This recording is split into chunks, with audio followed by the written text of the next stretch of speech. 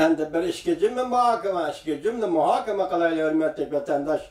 Bu kameramdaki kara koran avazı tüketelmey ahırma öyünün içinde sözlesem biraz süzügrek çıktı. Şunu öy kırdım, endi sırta talada kar yığıp soğuk hava. Endi bir muhakemenin müşahede kanat yayıraylık, bunun avazı yani kanda çıkıdı, süzügrek çıksa devamlık müşahede sözlüşüm mümkün hem de kanda ihtimalda. Endi bugünkü muhakememiz bunda. Biz nime deyiştik? Cuma günü köngülünü kaç kıldık, nime Prezident Trump Beijing'e nime telegram yollap yürüydü degen edik. Demek bugün söhbet kandak boldu. Söhbet şundak boldu ki, hazır Amerika Koşmuş Ştatlarının Beijing'in turuşluk baş elçisi Brandenstadt, hazır iki devlet otorisi kelişim keçiktirildiği ve emas. Toxta deyəndə şundak boldu çünkü teyyarlakma başlanmadı, görüşüş vaktin belgelenmedi. Prezident nima Reis Xi Jinping filordağın bağmaydı. Prezident Trump bilen mi görüşmeydi dedi. Bu maşına aylan iki katın bu haberini sizge yetkizdim. Maşının kalganda ahırı neyme dedi? Kutlav, nerede kutlav ahırı kılık yerden dedi ki eğer iki devlet oturusu kelişim Amerika arzu kılgan, arman kılgan kelişimge yakı şu mezmungu yakıllap kemmeydiken biz bunda söhbetini toptumuz. Prezident Trump nime dedi hazır? Dedi ki kelişim, yaxşı kelişim bu imzalanış gerek. Maddeler ve hüccetler ceriyalla ve detalla biz kabul kılgadak derecede buluşu lazım. Şu vakti ben bunun imza koyman. Eğer köngülümü yakmaydıgan bolsa, ben bunu bitçit kılımam. Ya bitçit kılımam demez geçer Allah. Ben buna imza koymayman dedi geçer Allah. İmza koymayman, ben bunda kelişimge imza koymayman dedi. Siz şunu görüp durup sizge hazır demek. Siz dikkat kıldınız mı? 3. ayının 1. günüdün başlayıp tuyuqsuzdu. Münvenco vakası Kanada'da oturduğu çıktı. Bu mesele doğrusu hatta Amerika'da Federal Tekşiriş İdaresi'nin başları Christopher Wray dedi ki bu değil o adliyeye münasebetlik, adliye bilen işlendiğin değil o. Siyaset bilen muamelesi yok, münasebeti yok dedi. Ben sizlerle söz ettim. Cumhur hükümetinin Kanada'da turuşluk baş elçixanasının gepe başka, şuncaklık Cumhur hükümetinin Taşkı İşler Ministerliğinin ifadesi başka, iki yıl ifade bildirişinin sebebi nime degenler sizler bile ortaklaştık. Şu vaktidir nime dedi, meyli Kanada'da turuşluk Cumhur'un elçixanası olsun, meyli Cumhur'un Taşkı İşler Ministerliği taraf olsun, bu siyasi vakadır. Demek hazır bence o değil o sene. Siyaset derecesi götürüp çıktı. Lakin Amerika tarafının izcilalı nime davatıdır? Bu fakat 50'ye teallık değil o dava. Xitay hükümeti üzü bu değil onun siyaset derecesi götürüp çıkıyor. Onun üstüge siz bir karab yakın vatandaş. Hazır bence hanım Kanada'da bu işle qarılıvatqan şundak bir peyte hem Kanada hükümetinin üstüden sotka arz kıldı. Hem Amerika Koşmuş Ştatları hükümetinin, parlamentinin, yani devlet meclisinin aynı vakti imzalanan, makullanan kanunu mesela 2019 yıllık maliye yılında devlet müdafiyesi hukuk veriş kanunu layihəsində Huawei şirketinin məsulatları üskünlerini Amerika bazara gelip girmeslik hatta Amerika'nın mühim organları işletmezse doğrusu şundak bir cümle kirgizilgen. Bunu biz aynı vakit sizlerle sözde bağıracak vatandaş. Yani bu kadar şu cümle kirgizilgenliğini tutup ölüp bu Amerika Koşmuş Ştatlarının asası kanununa xilaf. Şuna ben Amerika Koşmuş Ştatlarının üstüden arz kılmen, sotka arz kılmen dedi. Bu doğru Çimpok'un mu toxtaldı, gepnin ayti eğir salmaklık eğizli aldı. Bu doğruda şıtav programısı mı toxtaldı, gepnin ayti eğir salmaklık eğizli aldı. Bence bu ərizini qılıb qoyub, solup çıxalandı ya ki özüge bir afet tervalığa iş mi bu deyişdi, işki obzorçı. Onun ceryanı qanda qilishdan qat'i nazar, men üzemnin bilişi bir sual qoyub bakay ki, bence hanım, siz hazır Kanada'da, siz Amerika Koşmuş Ştatlarının talebi boyunca Kanada sizde kolga aldı. Mesela alaylı, siz Amerika'da mesela İran'a bağlı cinayet sadır kıldınız. Embargo qilishga layık cinayet sadır kıldınız. Bankalarda aldamçılık kıldınız. Hazır oturuğa çıkıvatkan sizge ataydıgan cinayetlermiş iken. Endi siz aylanıp gelip hazır tırgav kılınavatkan vakitta tekshirish elib berilayotgan vaqtda yandırıp Amerika hükümetinin üstünden, Kanada hükümetinin üstünden arz kıldınız. Bunu değil. Ben hem de kanunu tazı bilip gitmeymen, vatandaş dikkat kılın. Amerika'da demokratik tüzümde kanunu şundak bulandı yok.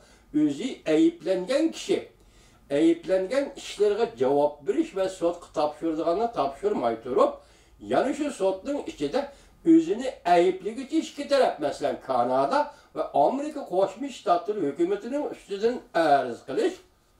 Bu acayip bir işkina, hürmetli vatandaş. Ben şundak deymen ki, Münvencu Hanım, siz şundak dadıllıkta qayerden aldınız? Bu özünüzden kelivatkan dadıllığa özünüzden vücudundaki cesaret emez. Nereden geldi bu cesaret? Biz genel kayıt Amerika'ya kelimiz, Kanada'ya kelimiz. Kanada'daki demokratik devletten kanunu sizge şunda arz kılışka pozisyeti yaratıp ver.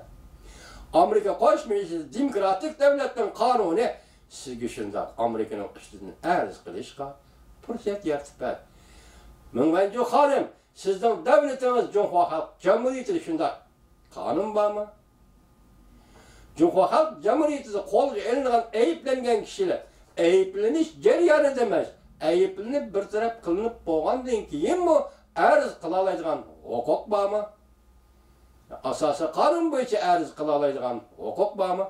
Siz bir mingman yok hazır dünyanın közüde Kanada sizi tutup duruvatıdı. Hazır iki devlet Amerika Koşmuş Ştatları bilen Kanada'nın üstünden arz kıldınız. Hazır 3 milyondek Uygur Xitayning nazarband qilish bilan özünün vatani Uyg'uristonda nazarband qilindi. Bir Uygur o'ttirg'i chiqib, mening jinoyatim nima deyaladimi? Shuni deyaladigan qonun bormi? Mingmanju o'zingiz bilan siz shu yerda turib, hozir 3 milyon nazarband qilingan 3 milyonni Uyg'urni selektirib kelib. Onun içindeki ayallar, balalar, kızlar, cüvallarını özünüzge selektirip kırın. Şu vaktada Cumhur'dan ibaret bu devlette kanun aldı hem adam beraber emez, kanun aldı da Xitay'nın hukuku neyme, Xitay milletinin hukuku neyme, Uygur milletinin hukuku neyme diye soru otururuz. Ben de halkara cemiyet kayıt girelim mi Münvencu Hanım? Siz Huawei şirketi maliye emeldar ikensiz. Huawei şirketi halkara bazarga çıkan şirket.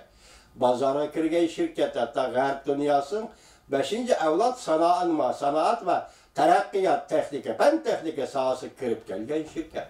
Vay. Sizge okşaşı yani iki şirket var. Mesela Amerika Koşmuş Ştatlarının şirketi, mesela Google şirketi, Facebook şirketi.